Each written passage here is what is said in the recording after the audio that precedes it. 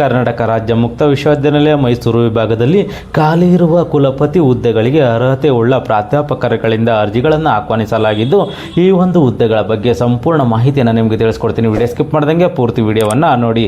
ವೀಕ್ಷಕರೇ, ಕರ್ನಾಟಕ ರಾಜ್ಯ ಮುಕ್ತ ವಿಶ್ವವಿದ್ಯಾನಿಲಯ ಮೈಸೂರು ವಿಭಾಗದಲ್ಲಿ ಖಾಲಿ ಇರುವಂತಹ ಕುಲಪತಿ ಹುದ್ದೆಗಳಿಗೆ ಅರ್ಜಿಯನ್ನು ಆಹ್ವಾನಿಸಲಾಗಿದೆ. 2/4/2026 ತಾರೀಕು ಒಂದು ಅಧಿಸೂಚನೆಯನ್ನು ಹೊರಡಿಸಿದ್ದಾರೆ. ಈ ಒಂದು ಅಧಿಸೂಚನೆಯ ಪ್ರಕಾರ ಕುಲಪತಿ ಹುದ್ದೆಗೆ ಅರ್ಜಿಯನ್ನು ಕರೆದಿದ್ದು 10 ವರ್ಷಗಳ ಕಾಲ ಪ್ರಾಧ್ಯಾಪಕರಾಗಿ ಅಥವಾ ತತ್ಸಮಾನ ಹುದ್ದೆಯ ಕಾರ್ಯಾನುಭವ ಹೊಂದಿರತಕ್ಕದ್ದು ಹಾಗೂ ವಿದ್ಯಾರ್ಹತೆ, ಸಂಶೋಧನೆ, ಶೈಕ್ಷಣಿಕ, ಆಡಳಿತಾತ್ಮಕ ಅನುಭವವನ್ನು ಹೊಂದಿರೋರು ಈ ಒಂದು ಹುದ್ದೆಗೆ ಅರ್ಜಿಯನ್ನು ಸಲ್ಲಿಸಬಹುದಾಗಿರುತ್ತದೆ. ಈ ಒಂದು ಹುದ್ದೆಗೆ ಅರ್ಜಿಯನ್ನು ಸಲ್ಲಿಸಬೇಕು ಅಂತಂದರೆ ಈ ಒಂದು ಅಪ್ಲಿಕೇಶನ್ ಎಲ್ಲಿ ಸಿಗುತ್ತೆ ಅಂತೇಳಿ ನಾವು ನೋಡಿದ್ರೆ, ಅಧಿಕೃತ ವೆಬ್ಸೈಟ್ ಆದ KSOU Mysuru.ac.in ಈ ಒಂದು ವೆಬ್ಸೈಟ್ಗೆ ಹೋಗಿ ಅರ್ಜಿ ನಮೂನೆಯನ್ನು ನೀವು ಪಡ್ಕೋಬೋದಾಗಿರುತ್ತದೆ.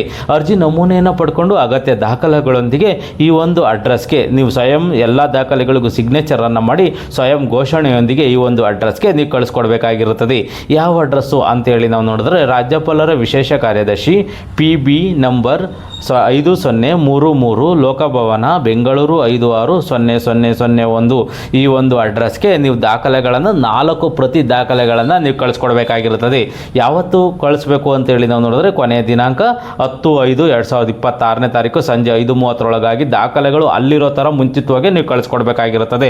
ನೀವು ಏನು ಹಾರ್ಡ್ ಕಾಪಿ ದಾಖಲೆಗಳನ್ನು ನೀವು ಕಳಿಸಿರ್ತೀರ, ಆ ದಾಖಲೆಗಳನ್ನು ಸಾಫ್ಟ್ ಕಾಪಿಯನ್ನು ಸಹ ನೀವು ಮೇಲನ್ನು ಮಾಡಬೇಕಾಗಿರುತ್ತದೆ.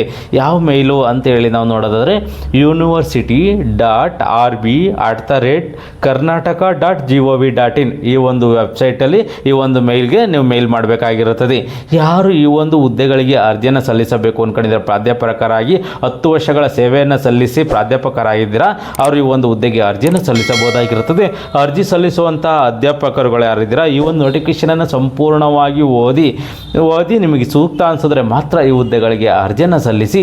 ಈ ಒಂದು ಮಾಹಿತಿ ನಿಮಗೆ ಇಷ್ಟವಾದರೆ ಸಬ್ಸ್ಕ್ರೈಬ್ ಮಾಡಿ, ಶೇರ್ ಮಾಡಿ ಮತ್ತು ಲೈಕ್ ಮಾಡಿ.